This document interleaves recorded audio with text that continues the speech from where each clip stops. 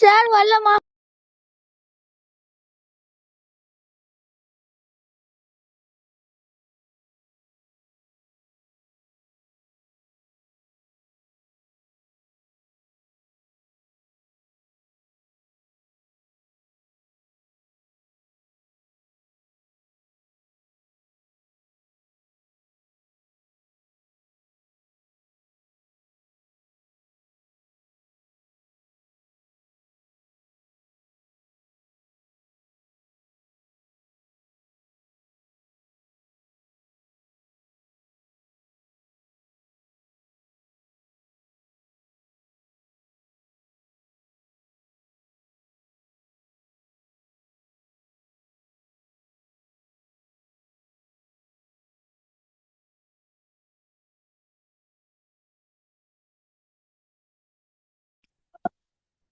இந்தா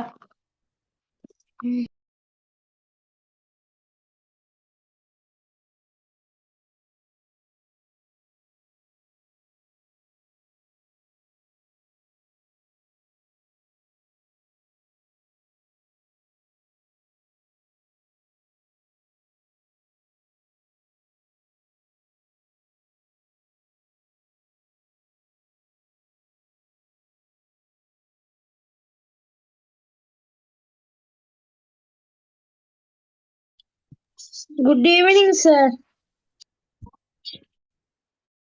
Good evening.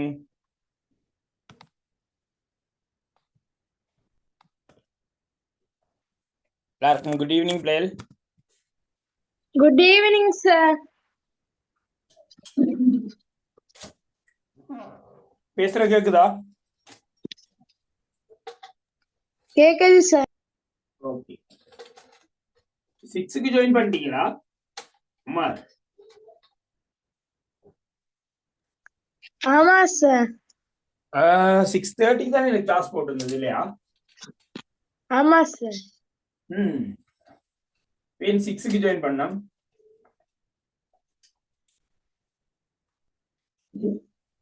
நான் பள்ளிக்கு போயிருந்தேன் சார். ஓகே ஓகே அம்மா. Okay okay okay. ஸோ நாங்க பார்ப்போம், கடந்த கிளாஸ்ல ஸ்டார்ட் பண்ணது பார்ப்போம். அப்படியே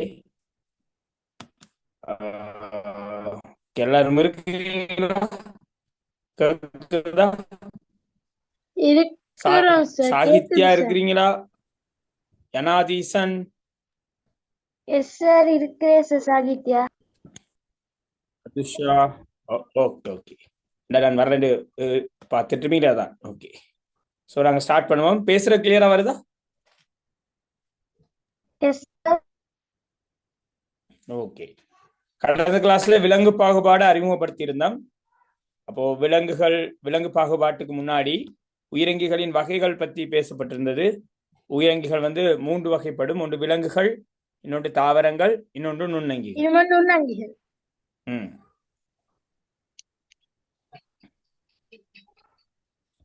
ஸோ அப்போ இதுல தாவரங்கள் பத்தி நாங்க ஆல்ரெடி கிரேட் 7ல படிச்சிருக்கிறோம். நுண்ணங்கிகள் பத்தி கிரேட் 8ல முதலாவது பாடத்துல டீட்டெயிலா படிச்சிருக்கிறோம். விலங்குகளை பத்தி இந்த பாடம். அப்போ விலங்குகள் என்று சொல்லும் போது உங்களுக்கு தெரியும், இந்த பாருங்க நீங்க சொன்ன விலங்குகள் எல்லாம் இருக்கு. 10 விலங்குகள் எழுதுங்கன்னு கடந்த கிளாஸ்ல பேசியிருந்தோம். அநேகமா எறும்புல இருந்து இல்லையா, சாதாரண எறும்புல இருந்து மிகப்பெரிய திமிங்கலம் வரைக்கும் எல்லாமே விலங்குகள். அந்த விலங்குகளை 2 வகையா பிரிக்கலாம். ஒன்று முள்ளந்தண்டு உள்ளது, இன்னொன்று முள்ளந்தண்டு அற்றது. முள்ளந்தண்டை அடிப்படையாக கொண்டு விலங்குகளை வகைப்படுத்தலாம். முள்ளந்தண்டுன்னா என்னன்னு பார்த்துருங்க கடந்த கிளாஸ்ல. முள்ளந்தண்டு இருந்தா முள்ளந்தண்டுளி என்று சொல்லுவோம். முள்ளந்தண்டு இல்லாவிட்டால் முள்ளந்தண்டிலின்னு சொல்லுவோம். இப்போ நீங்கள் சொன்ன முள்ளந்தண்டுளிகள் இந்த பாருங்க இருக்கு, பிளாக்ல காட்டப்பட்டிருக்கிறது முள்ளந்தண்டு இல்லாத விலங்குகள். முள்ளந்தண்டிலிகள் நீங்க சொன்னதெல்லாம் நோட்ல போட்டிருக்கோம். அடுத்த விடயம் நாங்க பார்த்தது, அம்மா இது பார்த்து தானே இந்த அட்டவணை?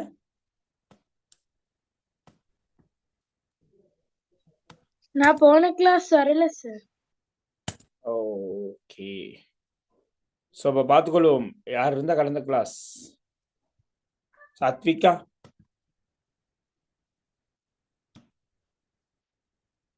பவன்,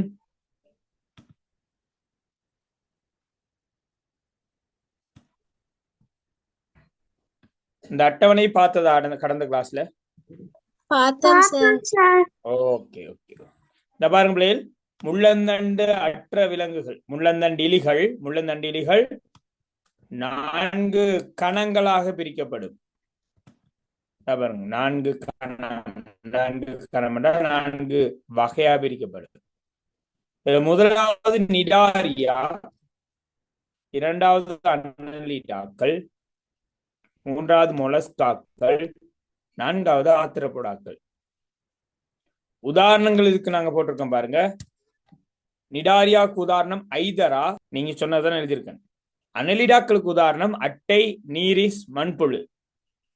மொலஸ்காவுக்கு உதாரணம் நத்தை, ஒக்டோபஸ், கணவாய், சிப்பி. ஆத்திரப்போடாக்கள் பூச்சி வகைகள் எல்லாம் அடங்கும். வெட்டுக்கிளி, சிலந்தி, இறால், நண்டு எல்லாம் வரும். இனி இந்த வாழிடங்கள் ஃபில் பண்ணணும். நீங்க எழுதியிருக்கிற நோட் எடுங்க. நிடாரியாக்களின் வாழிடம் எது? நீரில் வாழும் சார். நீரில் வாழும், உவர் நீர் இல்லையா? கடல் வாளிகள், உவர் நீர் அல்லது கடல் என்று போடலாம். அதே மாதிரி அட்டை, நீரிஸ், அனலிடாக்கள் எங்கு வாழும்?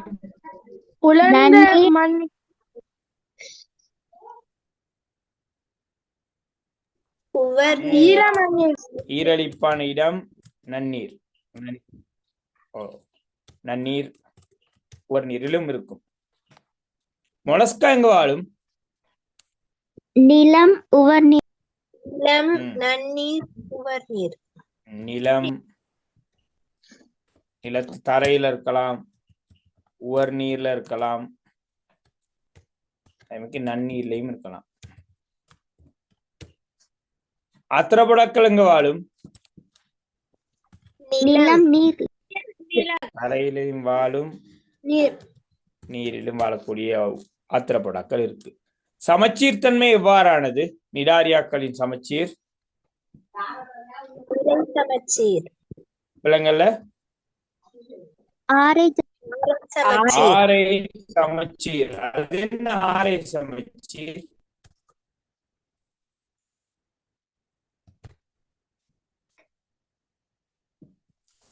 சமச்சீர் படிச்சிருக்கோம் நாங்க மேத்ஸ்ல. சமச்சீர் அச்சுகள், சமச்சீர் சமணம்.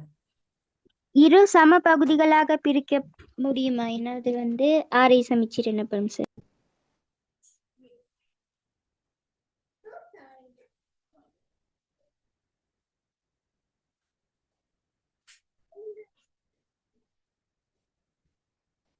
அதாவது கவனிங்க, நீங்க சொன்னது சரி. மனிதனுடைய உருவத்தை பொறுத்த வரையில இவ்வாறு 2 பகுதிகளாக பிரிக்கலாமா? ஓகே, இப்படி பிரிக்கலாமா? Yes sir. எஸ். அப்போ ஒரு தளத்தினூடாக பிரிக்கலாம். இத சொல்றது இருபக்க சமச்சீர். இருபக்க சமச்சீர். 2 பக்கம் சமச்சீர். வட்டம் பற்றி படிச்சிருப்பீங்க. வட்டம் இது மையம். எப்படி சமச்சீர் அச்ச உருவாக்கலாம்? வட்டத்துல எல்லா பக்கத்துலயும் வேண்டிய இடத்தாலையும் எல்லா இடத்தாலையும் சமச்சீர் அச்சுருவாங்க. பாருங்க, இந்த இதுக்கு என்ன பேர்? இந்த கோட்டுக்கு என்ன பேர்?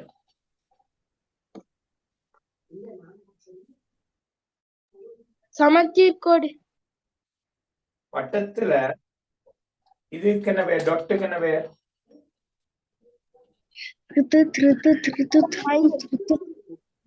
மையம். அது கோட்டுக்கு என்ன பேர்? ஆரை. ஆரை. ஆரை நூடாக சமச்சீர் வச்சு காணப்படுது.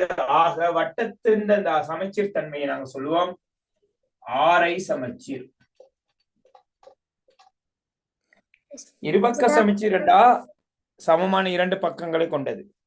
ஆரை சமச்சீரண்டா ஆரை நூடாக நாங்க எப்படி வெட்டினாலும் 2 பகுதி கிடைக்கும். அதான் ஆரை சமச்சீர். இந்த கடலணி மணியெல்லாம் ஆரையினூடாக எவ்வாறு பிளந்தாலும் 2 பகுதிகள் கிடைக்கும். அதான் ஆரை சமச்சீர். ஓகே, அனலிடா எவ்வாறு சமச்சீர்? இருபக்க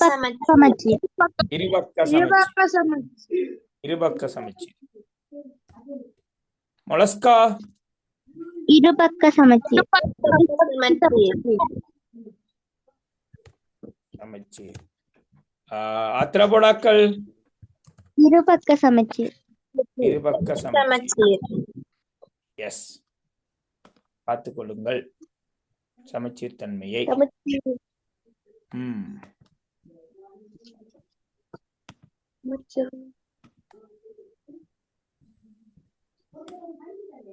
வேறு என்ன தகவல்கள் நீங்க புத்தகத்துல இருந்து எடுத்தீங்க நிடாரியாக்களுக்கு?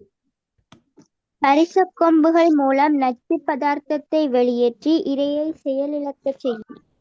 ஓகே, வேறு? பொலிப்புக்கள் மெதுசாக்கள் என 2 தோற்ற அமைப்புகள் காணப்படும். பொலிப்பு மெதுசா என 2 தோற்ற அமைப்பு காணப்படும். அதாவது எங்கும் நகர முடியாமல் ஒரே இடத்துல இருக்குமாக இருந்தால் அதை நாங்க பொலிப்புன்னு சொல்லுவோம். அங்கும் இங்கும் அலைந்து தெரிகிறத மெதுசான்னு சொல்லுவோம். உங்களுக்கு தெரியும், இந்த 3 விலங்குகள்ல இழுது மீன் மாத்திரமே ஒரு இடத்துல இருந்து இன்னொரு இடத்துக்கு போகும். ஆக இழுது மீன் தான் மெதுசாவுக்கு உதாரணம். கடலணி மணியும் ஐதராவும் ஒரே இடத்துல இருக்கும், அதை நாங்க சொல்லுவோம் பொலிப்பு.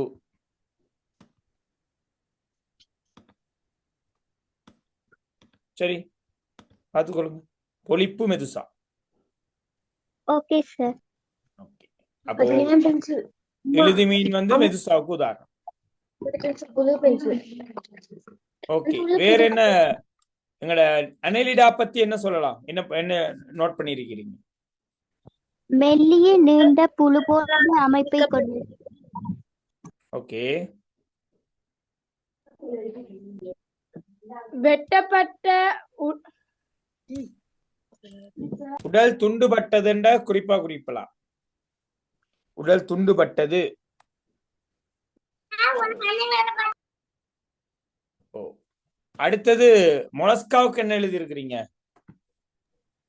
சார்? உடலை கொண்டதும் தசை செறிந்த பாதத்தை கொண்டவை.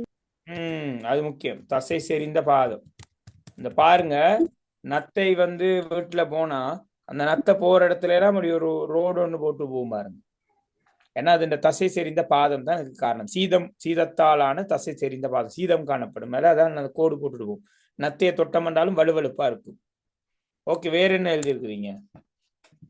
ஓடுகளை கொண்டவை சிலமே. புற ஓடு காணப்படும். சிலதுகள்ல புற ஓடுகள் காணப்படும். நத்தை ஓடு. ஆத்திரபோடாக்கு என்ன எழுதி இருக்கிறீங்க? உடல் மேற்பரப்பில் புறவன்கூடு காணப்படும். வெரி குட், புறவன்கூடு காணப்படும். அதான் முக்கியமானது. காணப்படும். மூட்டுக்காலிகள்னு சொல்றோம் பேர், மூட்டுகள். உடலின் வெளிப்புறம் துண்டுபட்டு காணப்படும். ஓகே, பெரும்பாலும் இந்த ஆத்திரபோடாக்களுக்கு முக்கியம் வந்து புறவன் கூடுங்கிறது ரொம்ப முக்கியம். புறவன் கூடுண்டா நீங்க சாதாரணமா ஒரு வண்டை பிடிச்சு பாத்தீங்கன்னா வண்டை சுத்தி ஒரு ஓடு இருக்கும். அந்த ஓடு அதுக்கு பாதுகாப்பு. அப்ப அந்த ஓடை தான் நாங்க புறவன்கூடுன்னு சொல்றோம். வன்கூடு என்றா என்பு கூடு. பூச்சிகளுக்கு அந்த கூடு எங்க இருக்குன்னா வெளியில இருக்கு, புறவன்கூடு. எங்களுக்கு என்பு கூடு இருக்கா? Yes sir. அது எங்க இருக்கு?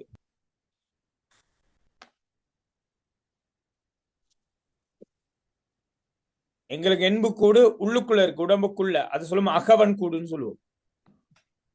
பூச்சிகளுக்கு புறவன் கூடு வெளியில, எங்களுக்கு அகவன் கூடு. ஓகே, அவ்வளவுதான் பிரதானமான விஷயங்களாக இருக்கு இந்த முள்ளந்தண்டிலிகள்ல.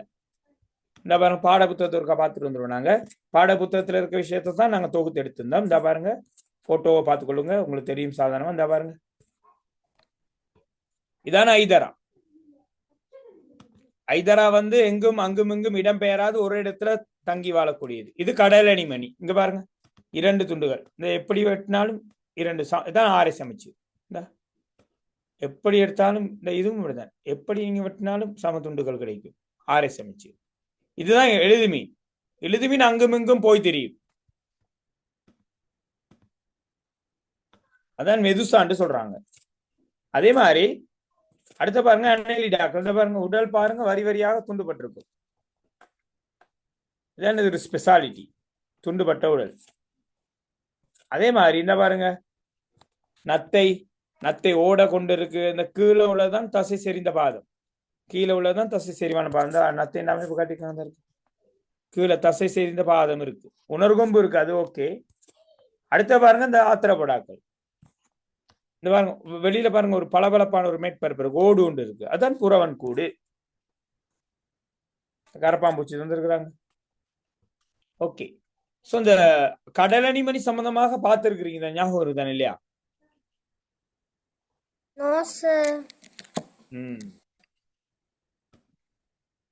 கடலணிமணி பத்தி பார்த்தது இல்ல.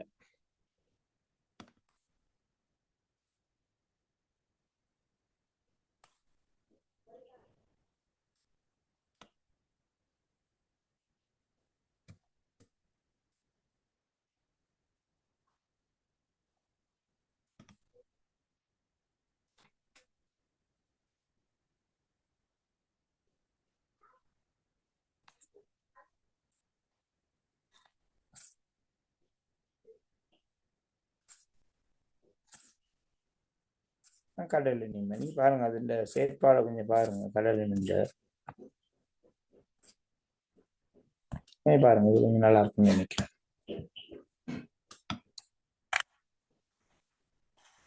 பார்க்க தாவர மாதிரியே இருக்கும், ஆனால் இது ஒரு விலங்கு.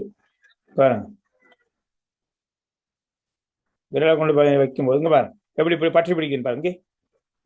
பாருங்க பிடிக்குது, கையை பிடிக்குது பாருங்க, பிடிச்சு இறுக்கி பிடிக்குது. இறுக்கி பிடிச்சு தன்னுடைய உள்ளுக்குள்ள எடுத்து அதை சமீபாடை செய்யுங்க பாருங்க. பாருங்க மூடிக்கொள்ளுது. அதான் கடலணிமணி சின்ன மீன் எதுவும் மாட்டுப்பட்டா அதை கவ்வி பிடிச்சு அப்படியே உள்ளுக்கு எடுத்துரும்.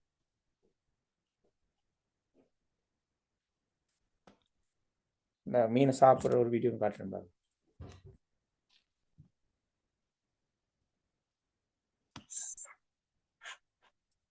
There are over 1,000 species of sea anemone in the ocean.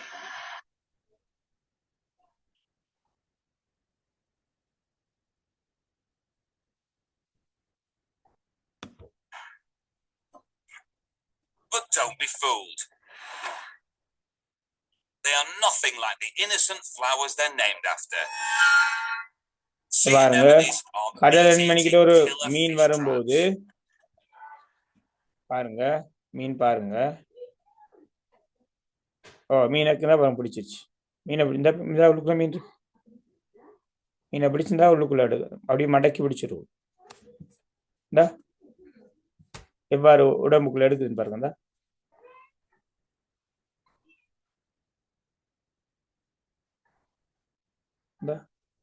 Excuse me sir. Yes. கடல் அணிமணிக்கு கண்கள் இருக்கா? கடல் அணிமணிகளுக்கு கண்கள் இல்லை. Okay sir. இப்படிதான்மா. என்னன்னு கேட்டா ரஸ்னா,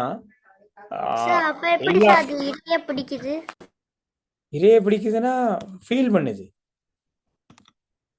அது இறைய பிடிக்குதுன்னா ஒரு பாருங்க, நீங்க அந்த வீடியோ பாத்தீங்க, அந்த அது உடல்ல படுற மாதிரி மீன் ஒன்று வந்து உட்காரும் போது அப்படி கேட்ச் பண்ணி கொடுக்குது. சரியா? கண்கள் இல்ல, அது அதோட உடலில் டச் பண்ணும் போது அது ஃபீல் பண்ணி பிடிச்சு கொள்ளுது. பாருங்க, அவர் ஒருத்தரோட விரலையும் பிடிச்சிச்சே. அப்ப அது என்ன பொருள்ன்றதுக்கு தெரியாது, ஏதாவது பொருள் ஒன்று வந்தா பிடிச்சு கொள்ளும். பிடிச்சு மாட்டுப்படுறது சாப்பிடும், மாட்டுப்படாது விட்டுரும். கண்கள் இல்ல, அந்த உணர்றது. இப்ப நான் இப்படி பேசிட்டு இருக்க பின்னாடி ஒரு ஆள் என்ன இப்படி கை தொட்டா எனக்கு தெரியும், இந்த நேரம் ஒரு ஆள் தொடர், அந்த மாதிரி உணர்வு. சோ பாருங்களே, முள்ளந்தண்டு இலிகள் ஓகேன்னு பாருங்க. முள்ளந்தண்டு இலிகள் ஓகே சார். அப்ப முள்ளந்தண்டு உடிகளுக்கு போகும் இல்லையா? முள்ளந்தண்டு உடிகளுக்கு போகும் இல்லையா? முள்ளந்தண்டு உள்ள விலங்குகள், முள்ளந்தண்டுளிகள். முள்ளந்தண்டுளிகள் உங்களுக்கு தரலாம் 5 வகுப்புகளாக பிரிக்கப்படும். உதாரணங்கள் எழுத போறீங்க, பாடப்புத்தகம் தருங்க, வேலை தரப்போறேன். உங்களுக்கு தான் வேலை தரப்போறேன். பாட புத்தகத்தை எடுத்துக்கொள்ளுங்கள். முள்ளந்தண்டு உள்ள விலங்குகள் 5 வகுப்புகளாக பிரிக்கப்படும். ஒன்று மீன்கள், இன்னொன்று ஈருடகவாளிகள், நகருயிர்கள், பறவைகள், பாலூட்டிகள். ஆங்கிலத்தில் சொன்னோம்டா Pisces, Amphibia, Reptilia, Aves, Mammalia. So 2 வசனங்களையும் நாங்க எடுப்போம். எடுத்துட்டு உதாரணங்கள் எடுப்போம் முதல்ல. அடுத்தது முக்கியமான அம்சங்களை தந்தன. செதில்கள் தேவை, சுவாச அங்கம் தேவை. உதாரணம் சுவாச அங்கம் என்னங்கிறத நாங்க எழுதணும். அடுத்தது செதில் கொண்ட தோல். செதில் கொண்ட தோல் இருக்கா இல்லையா, எஸ் ஓ நோ அப்படின்னு போடணும். இருக்கு இல்ல, சரியா? வேறு பாத்தீங்கன்னா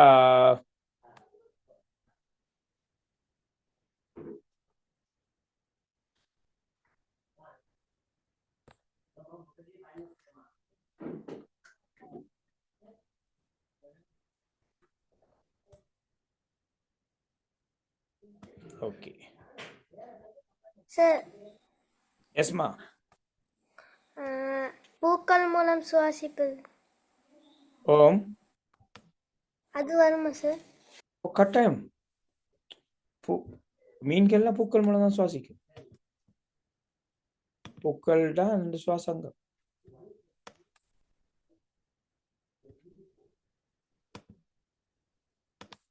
ஓகே.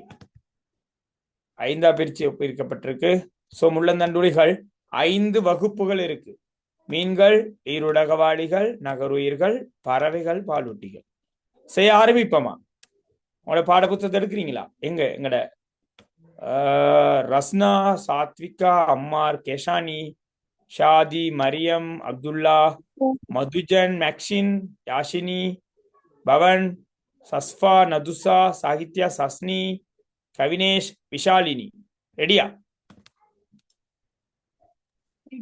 Ready sir.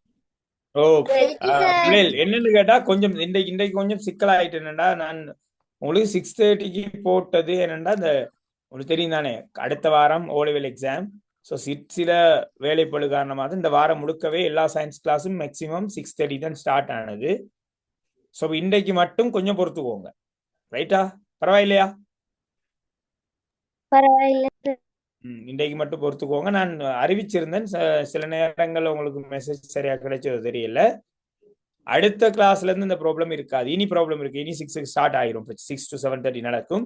இன்றைக்கு கொஞ்சம் உங்களோட அண்ணா அக்காமார்களுக்காக கொஞ்சம் தயவு தட்சணை காட்டுவோம் இல்லையா? பாவம் தானே. ஸோ இன்றைக்கு 6:30க்கு ஆரம்பிச்சுக்கன் 7:45 வரைக்கும் போகலாம். பரவாயில்லையா? 15 மினிட்ஸ் போதுமா பிரேக் உங்களுக்கு? சைலண்டா இருக்காங்க. நிமிஷம் பிரேக் பத்தாதா? எங்க அம்மார் என்ன அம்மாருக்கு 1 hour பிரேக் வேணுமா? ஓகே அம்மா. சோ ஸ்டார்ட் பண்ணுவோம். என்ன செய்யணுங்கிறது தெரியும். பாட புத்தகத்தை எடுங்க. இந்த பாருங்க உங்களுக்கான சார்ட் தந்திருக்கிறேன். அன்றைக்கு மாதிரி தோங்க. இன்றைக்கு இந்த பாடத்தை முடிச்சுட்டு முதல் 2 பாடம் டிஸ்கஸ் பண்ணி முடிப்போம். முதல் 2 இன்றைக்கு கம்ப்ளீட் பண்றோம். ஓகே, இதை ஸ்கிரீன்ஷாட் ஒன்று அடிச்சுட்டு செய்து கொள்ளுங்க. எனக்கு ஒரு நிமிடம் டைம் தாங்க. கொஞ்சம் நெட்வொர்க் கொஞ்சம் ஸ்லோவா இருக்குது. சரி, இன்டர்நெட் கொஞ்சம் ஸ்லோவா இருக்குது. கொஞ்சம் கடும் மழை இந்த பக்கம். கொஞ்சம் ரெடி பண்ணிட்டு வரேன். நீங்க இதை செய்யுங்க, செய்து கொண்டு. அதான் இலங்கை முழுக்க மழை, இலங்கை முழுக்க குளிர், எல்லாம் கடும் சிக்கலான சூழ்நிலை. It's okay. ஸோ நீங்க இதை செய்து கொண்டிருங்க. இடையில நான் கொஞ்சம் இந்த நெட்வொர்க் செய்து போட்டு டக்குன்னு வரேன். ஓகே.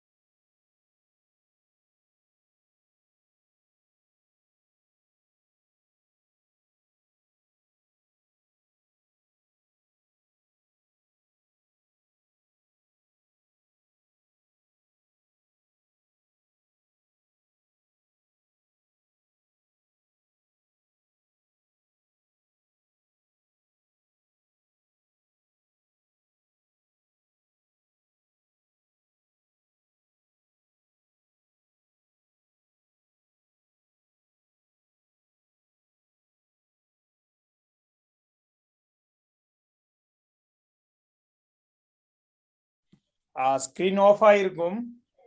இப்போ ஓகே தானே? Okay sir. Okay okay. Network கொஞ்சம் ஆஃப் ஆயிட்டு ஆன் பண்ணது அதான் பிளேல ஆஃப் ஆயிருக்கும். ஓகே, இப்போ நீங்க செய்ய ஆரம்பிக்கலாம். முடிச்சிட்டீங்க இந்த மாதிரி? முடிஞ்சா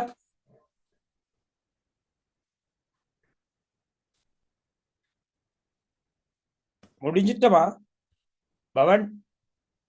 no sir. Okay no sir. Okay.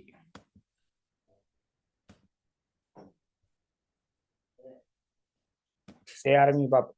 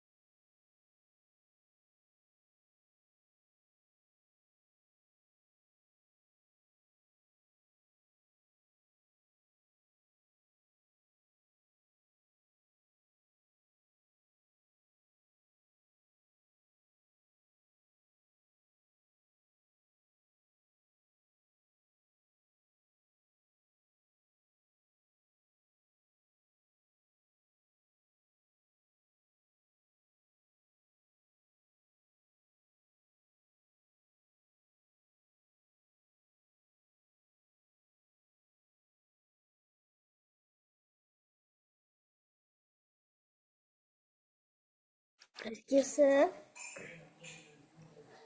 Sir. Excuse sir.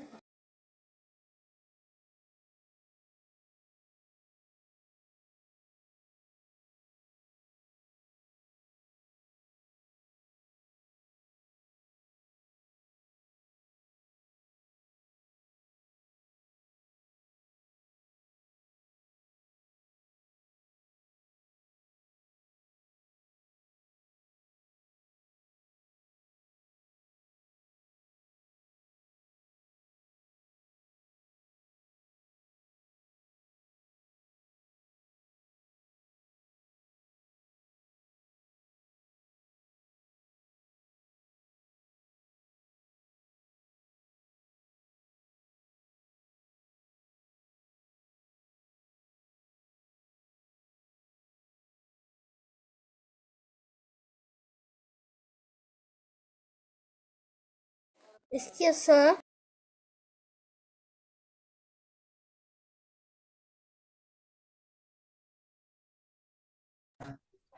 சொல்லுங்கம்மா. சார் எனக்கு ஹோஸ்ட் வந்துச்சு சார். அதானே, நீங்க பரவாயில்ல, ஒஸ்டா இருங்க, அதுல என்ன சந்தோஷம் தானே. மதுஜன் தான் இன்றைக்கு சார். மதுஜன் மதுஜன் மதுஜன் என்ன செய்யுங்கன்னு கேட்டா Okay, sir. என்னுடைய பெயர் இருக்குதானே, Yes, sir. அதுக்கிட்ட போங்க, உங்களோட மவுஸை கொண்டு போங்க. Okay, sir. கொண்டு போனீங்கடா அது பக்கத்துல பாருங்க 3 டொட் இருக்கும். இல்ல sir. டொட் 3 இல்லையா? இல்ல sir. மியூட்டன்ட் இல்லையா? இருக்குது sir. அது பக்கத்துல ஒரு பெட்டிக்குள்ள 3 டொட் இல்லையா? ம், இல்ல sir. அப்ப விடுங்க, அதுல என்ன இருக்கு, நீங்க ஹோஸ்டா இருங்க, பரவாயில்ல, சந்தோஷம். மைக் ஆஃப் பண்ணிக்கலாம். Okay, sir. கொடுத்துட்டேன் ஓகே sir. ஓகே. ஓ அந்த பாருங்க, என்ன ஹோஸ்ட் ஆக்கி விட்டீங்க, அப்பட்ட விட்டு மதுஜன் கோஸ்ட் நான். Okay, thank you. ஓகே, என்ன மாதிரி செய்துட்டோமா, எங்கட அட்டவணை முடிச்சிட்டோமா சாகித்யா அம்மார்? சார் கடைசியாவது போய்கிட்டு இருக்கு sir. Okay okay okay okay okay okay, எடுங்க எடுங்க எடுங்க எடுங்க.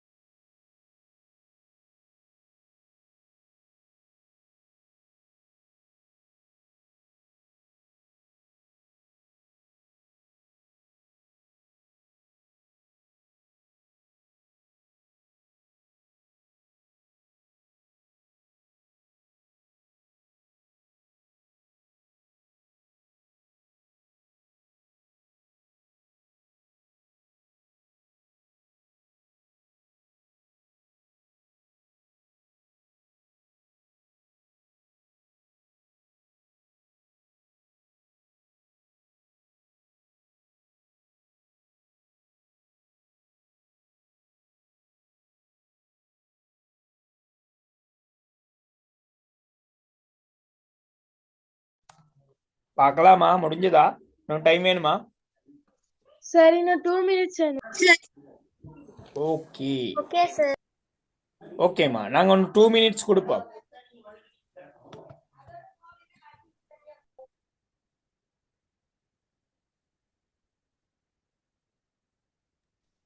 Sir yes Ammar.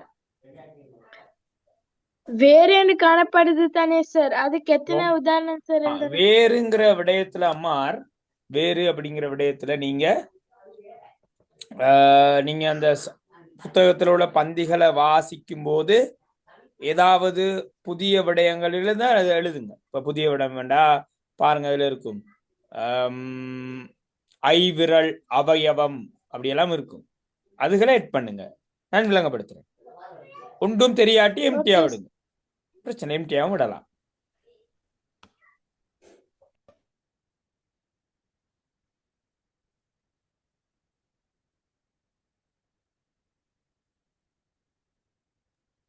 Excuse sir. Yes Sahithya. Sir சுவாச அங்கம்னு கேட்டிருக்கு சார், அதுக்கு என்ன சார் எழுதுறது? சுவாச அங்கம்ங்கிறது சாகித்யா. இப்போ உதாரணத்துக்கு பாத்தீங்கன்னா மீன்களின் சுவாசங்கம் என்னன்னு தெரியுமா உங்களுக்கு? பூ சார். பூக்கள். சுவாசங்கம் பூக்கள். அந்த மாதிரி ஒவ்வொரு கூட்டத்துக்கும் சுவாசங்கம் பாட புத்தகத்துல வந்திருக்காங்க, அதை எழுதுங்க. சப்போஸ் தெரியல டவுட்ண்டா விடுங்க, எம்டியா நாங்க டிஸ்கஸ் பண்ணும்போது எழுதிக்கொள்ளலாம். Okay sir. ஓகே.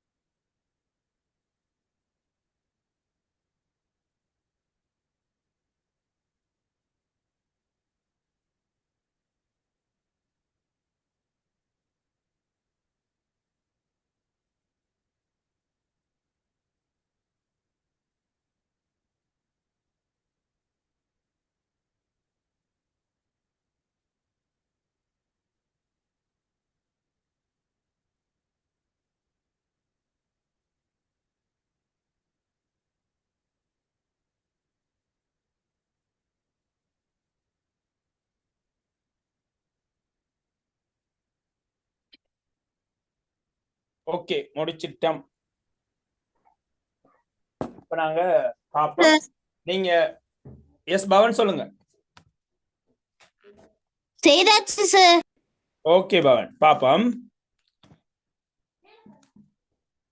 பவன்ல போட்டோ வந்திருக்கு. ஓகே. சோ முள்ளந்தண்டு உளிகள் என்றா முள்ளந்தண்டு என்பு உள்ளவை. வகுப்புகள் இருக்கு. மீன்கள், மீன்கள் என்றா பிசஸ். பாத்துக்கோங்க, 2 பேரை நாங்க தெரிஞ்சு கொள்றது நல்லா. பிசஸ். அதே மாதிரி 2வது வகுப்பு ஈரூடக வாளிகள். ஈரூடக வாளி அதாவது அம்பிபியான்னு சொல்லுவோம். அம்பிபியா, அம்பிபியா. 3வது நகருயிர்கள். நகருயிர்கள், நகருயிர் ரெப்டீலியான்னு சொல்லுவோம். Reptilia, reptiles. 4வது பறவைகள், ஆவேஸ் என்று சொல்றாங்க. ஆவேஸ். கடைசி பாலூட்டிகள் அல்லது முளையூட்டிகள், மமேலியா. எஸ். ஆக முள்ளந்தண்டு உள்ள விலங்குகள் 5 வகுப்புகளாக பிரிக்கப்படும். ஒன்று மீன்கள், முள்ளந்தண்டு இருக்கிறது உங்களுக்கு தெரியும். ஈருடகவாளிகள், தவளை இருக்கு. நகருயிர், பாம்பு இருக்கு. பறவை, காகம். பாலூட்டி, மனிதன். உதாரணங்களை பார்ப்போம். உதாரணம் அம்மா சொல்றீங்களா? உதாரணம் கொஞ்சம். Okay sir.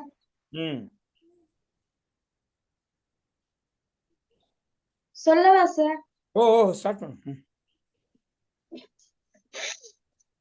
திலாப்பியா, சூரை, திருக்கை, சுறா, சாலை, பாறை. திலாப்பியா மீன், சூரை மீன். எஸ். திலாப்பியா கேள்விக்குறி வந்திருக்கு சார். ஓ ஓகே. திலாப்பியா மீன், சூரை மீன், பாறை மீன். விளங்கல்ல? நீமோ மீன். ஓகே. எல்லா மீனினமும் வரும். கடற்குதிரை எங்க வரும்னு தெரியுமா? எஸ் சார், மீன். மீன் சார். கடற்குதிரையும் மீன் தான். பட் பேர் பாருங்க, குதிரை என்று இருக்கு. குதிரை என்ற உடனே குதிரை என்று நினைச்சார். எஸ். பிசஸுக்கு அருவிக்கோட்டு வழியும் காணப்படும் தானே சார்? ஓம் ஓம், கட்டாயம் இருக்கும். கடற்குதிரை அருவிக்கோட்டு வழியும் காணப்படாது சார். கடற்குதிரை பொறுத்தவரையில எங்கட அம்மார் அதன் முன்முனை கூம்பியதாகத்தானே இருக்கும் அம்மார், இல்லையா? ஆமா சார். அப்போ ஓரளவு நாங்க அத அருவிக்கோட்டு வடிவம் மட்டும் எடுக்கலாம். Okay sir. ஓகே, நல்ல ஒரு கேள்வி அம்மார். பாப்போம். அம்பிபியாவுக்கு பாருங்க. எங்கட பவன் சொல்லுங்க, அம்பிபியாவுக்கு உதாரணம்.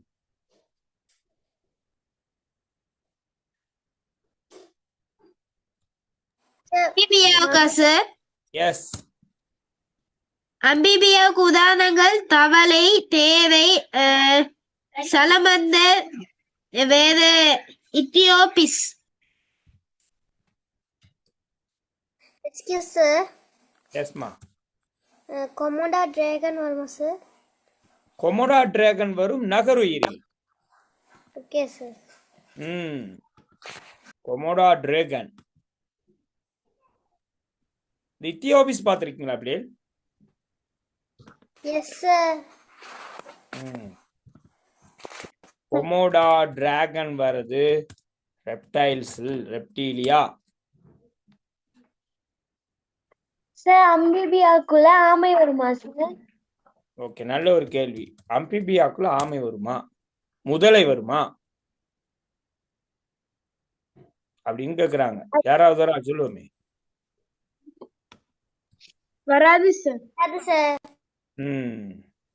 இவ்வளவுதான் விஷயம். கொமோடா டிராகன் பாருங்க. கொமோடா டிராகன் கொஞ்சம் எடுக்கிறேன். கொமோடா டிராகன் காணும். ஓ, கொமோடா டிராகன் பாருங்க இருக்கு. Komodo dragon.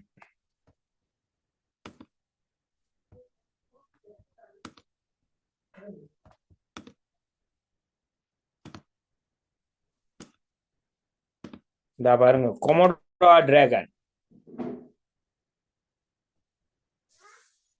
கிட்டத்தட்ட உடும்பு மாதிரி இருக்கு. அது ஒரு ரெப்டைல், நகருயிர்கள். ஓகே, கேட்டீங்க கேள்வி உண்டு. ஆமை இங்கு வரும். பிள்ளை இதுதான் விஷயம், நான் கீழே படிப்போம்.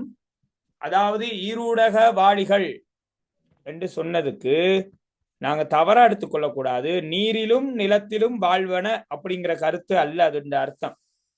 உண்மையில ஈரூடக வாளிகள்ங்கிற வார்த்தையை விட உபயவாளிகள் என்று பயன்படுத்துவாங்க. பட் ஈரூடக வாளிகள் என்பது நீரிலும் நிலத்திலும் வாழ்வன அப்படி என்ற அர்த்தம் எடுக்கக்கூடாது. நாங்க அப்படி எடுத்தீங்கன்னா தான் முதல் இடம் இந்த இடத்துல வரும். பட் அது இல்ல. தவள, தேர, சலமாந்தர், இத்தியோபிஸ் என்பன ஈரூடக வாளிகள். நகருயிர்களுக்கு உதாரணம் சொல்லுவோம். யார் சொல்ல போறா? சாகித்யா சொல்றீங்களா? ஓகே.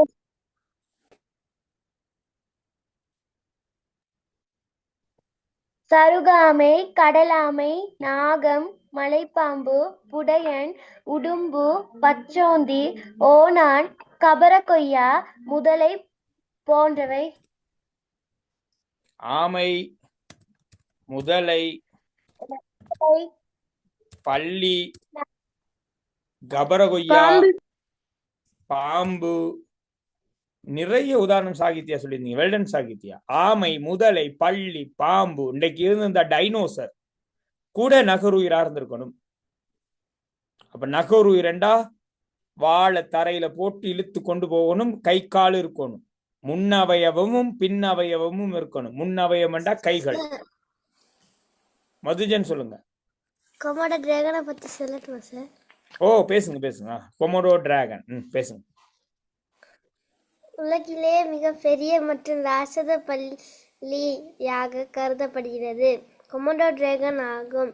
இது பள்ளி இனத்திலே மிகவும் பழமையான மற்றும் விஷத்தன்மை கொண்ட அரிய வகை ஊர்வன உயிரினமாகும். இது இந்தோனேசியாவில் உள்ள கொமோடோ, ரின்கா போன்ற சில தீவுகளில் மட்டுமே இயற்கையாக வாழ்கின்றன. இதன் அளவு சுமார் 10 அடி 3 மீட்டர் வரை வளரக்கூடியவை மற்றும் 150 கிலோ எடை வரை இருக்கும். இவற்றின் எச்சில் நச்சுத்தன்மை உள்ளதால் கடித்தால் சில நாட்களில் இரையை விஷத்தின் மூலம் செயலிழக்க செய்யும். Okay Madhujan, excellent. மிக வேகமாக உங்களை ஒரு தரவுகளை தேடி இருக்கிறீங்க. நல்ல விஷயம். எங்க தேடினீங்க மதுஜன்? இல்ல சார், ஸ்கூல்ல சொல்ல சொன்னாங்க, பாடமாக்கி வச்சிருந்தேன் சார். ஓகே, தகவல்களை எங்க தேடினீங்க? இதான் sir, Google sir. Very good, very good, நல்லது, வெரி குட். மதுஜனுக்கு நாங்க எல்லாரும் சேர்ந்து ஒரு கிளப் தருவோம். மதுஜன் என்ன செய்யறார்? பாடசாலையில ஒரு பேச்சுக்காக கொமோடோ டிராகன் பற்றி கூகுள்ல சர்ச் பண்ணி தகவல்களை தேர்ந்தெடுத்து தகவல்களை அழகாக ஒழுங்கமைத்து மனனம் செய்து சொல்லியிருக்கிறார். அதை எங்களுக்கு சொல்லியிருக்கிறார். Well done Madhujan, thank you. நிறைய தகவல்கள் சொல்லிருந்தீங்க. நல்ல, வெரி குட். ஓகே மதுஜன். பாருங்க, ஆமை, பவன் சொல்லுங்க சார். இந்த இத்தியோபிஸ்ங்கிறது ஒரு பாம்பு தானே சார்? இத்தியோபிஸ்ங்கிறது பாம்பு இல்ல. இத்தியோபிஸ்ங்கிறது ஒரு வகையான அம்பிபியா, ஈருடகவாளிகள். ஓகேவா? அப்ப அது பாம்பா சார், இல்லாட்டி மண்புழுவா சார்? இல்ல, பாம்பு அப்படி சொல்றதுக்கு இல்ல எங்கட பவன். இத்தியோபிஸ்ங்கிறது ஒரு வகையான ஈருடகவாளிகள். சரி, இத்தியோபிஸ்ங்கிறது ஒரு வகையான ஈருடகவாளிகள். அது பாம்பு அல்ல. பாம்பா தான் நகருயிரா இருக்கும். ஓகேவா? சரியா பவன்? எந்த சைஸ்ல சார் இருக்கும்? இத்தியோபிஸ் சின்னது தான். இந்த தவளையோட சைஸோட அந்த அந்த அந்த கேட்டகரியில தான் நான் காட்டுறேன். கொஞ்சம் இருங்க, இத்தியோபிஸ் வார பவன் பாட முடிய காட்டுறேன் நான். இத்தியோபிஸ் போட்டோ வீடியோ உண்டு. ஓகே சார், நான் காட்டுறேன். பார்த்துக்கொள்ளுங்க. இத்தியோபிஸ் புழுகாமன் ஒன்று இருக்கு. இத்தியோபிஸ் பார். டைம் எடுத்துட்டேன் பாம்பு அல்ல. அதான் என்னண்டா பாம்பு மாதிரி இருந்தா எல்லாம் பாம்பு அல்ல. சரியா? இப்போ பாத்தீங்கன்னா மண்புழுவை கூட தான் நாங்க பாம்பு விட்டு இருந்தோம் இல்லையா? நாங்க சொல்லலையா மண்புழுவை பாம்புன்னு சொன்னோமா இல்லையா? Yes sir. மண்புழு முள்ளந்தண்டை இல்லாது. இத்தியோபிஸ் பாம்பு மாதிரி தான் இருக்கு, இருந்தாலும் அது பாம்பு அல்ல. இத்தியோபிஸ் பாம்பு அல்ல, ஒரு ஈருடகவாளிகள். அது முட்டையிடுவதற்காக நீரை நாடும்.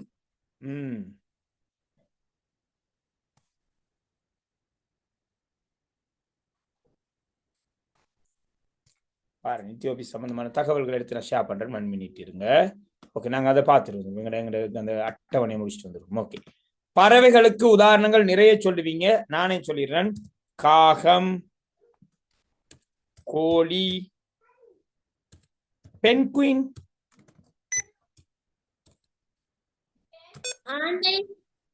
பென்குயின், ஆந்தை, தீக்கோழி, தீக்கோழி, எமு, கிவி. எஸ் சார், சொல்லுங்க. நீங்க பேன் குயின் போட்டிருக்கீங்க sir. Oh, I'm sorry. Okay, பாலூட்டிகள் என்று சொல்லும்போது மனிதன் உட்பட, திமிங்கிலம் உட்பட, டொல்பின் உட்பட, வௌவால் உட்பட, சிங்கம், எலி, அணில் உட்பட, சிம்பன்சி, குரங்கு எல்லாமே பாலூட்டிகள். பாலூட்டிகள் என்னண்டா குட்டியிட்டு பாலூட்டக்கூடியன. அப்போ குட்டியிட்டு பாலூட்டக்கூடியதுன்னு நாங்க பார்க்கும்போது மனிதன் குட்டியிட்டு பாலூட்டக்கூடிய ஒரு விலங்கினம் பாலூட்டி. திமிங்கிலம் குட்டியிட்டு பாலூட்டக்கூடியது. டால்பின் குட்டியிட்டு பாலூட்டக்கூடியது. வௌவால் குட்டியிட்டு பாலூட்டக்கூடியது. சிங்கம் உட்பட. எதுவும் சந்தேகம்? ஓகே, ஆக பாருங்க, முள்ளந்தண்டுள்ள விலங்குகளை 5. சார், எனக்கு கிவியை பத்தி கொஞ்சம் சொல்றீங்களா சார்? கிவியை பத்தி ஓகே மதுஜன், கட்டாயம். கிவியை பத்தியும் பேசணும், எங்களோட இத்தியோபிஸ் பத்தியும் பேசணும் மதுஜன். பாட முடிவுல பேசுவோம் அதை பத்தி. அப்போ 5 வகுப்புகளை சேர்ந்ததுதான் இந்த முள்ளந்தண்டுள்ள விலங்குகள். சாத்விகா சொல்லுங்க சார். இப்ப தவளை இதுக்கு முதல்ல தண்ணில முட்டையிடு, அது வளரக்குள்ள வேறொரு மீன் மாதிரி இருக்கு சார். இத்தியோபிஸ் குட்டில தண்ணில இருக்கும். அது சின்ன புழு மாதிரியா சார் இருக்கும்? ஓ, இத்தியோபிஸ் அதான் இத்தியோபிஸ், சேரை, சலமாந்தர் எல்லாமே முட்டையிடுவது நீரில்.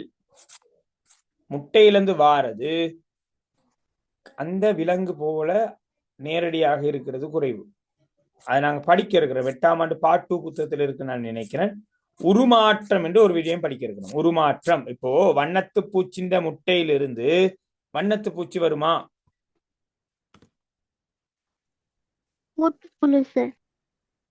வண்ணத்து பூச்சிந்த முட்டையிலிருந்து வண்ணத்து பூச்சி வருமா? பார்த்திருக்கிறீங்களா? இல்லை, வண்ணத்து பூச்சி வராது. அப்போ அதுக்காக வாரது புழு மாதிரி மயிர்கொட்டி வரும். அப்ப அந்த மயிர்கொட்டி அந்த மாதிரியான வாழ்க்கையை நாங்க சொல்றோம் உருமாற்றம் என்று சொல்லுவோம். படிப்போம், பின்னாடி இருக்கு. அந்த மாதிரி உருமாற்றத்தை காட்டக்கூடியதான் இந்த ஈருடகவாளிகள். தவளை, தேர, சலமாந்தர், இத்தியோபிஸ் எல்லாமே. சரியா?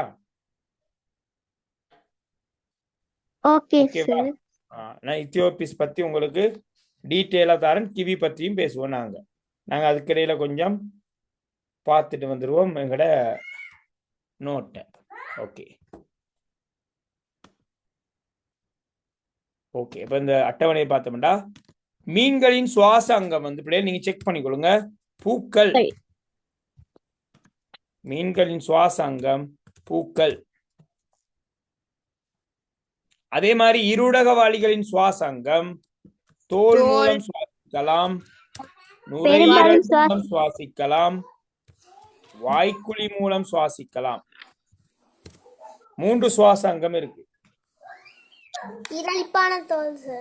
ஓ, ஈரலிப்பான தோல். நீங்க தவளையை தொட்டு பாத்தீங்கன்னா ஈரலிப்பாக இருக்கும். Yes sir. ரெப்டீலியாட சுவாசங்கம் நுரையீரல் அல்லது சுவாசப்பை. நுரையீரலும் சுவாசப்பையும் ஒன்றுதான்.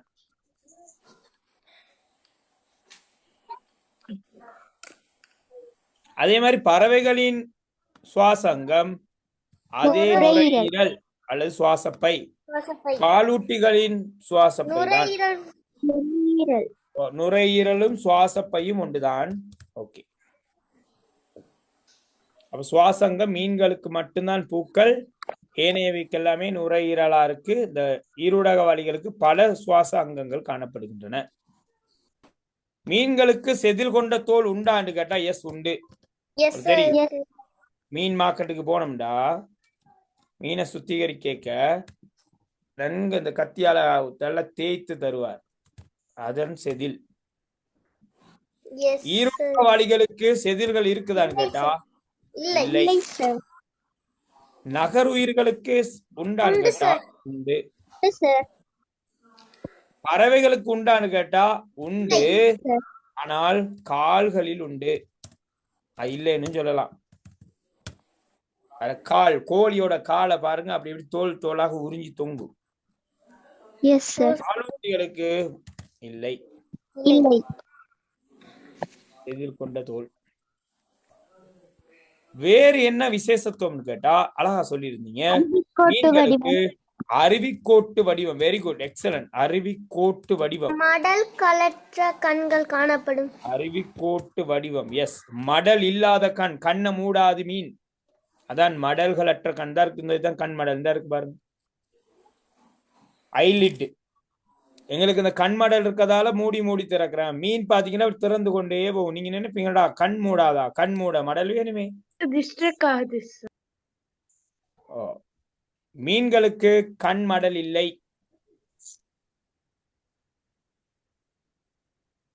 வேறு என்ன எழுதி இருக்கீங்க மீன் பத்தி?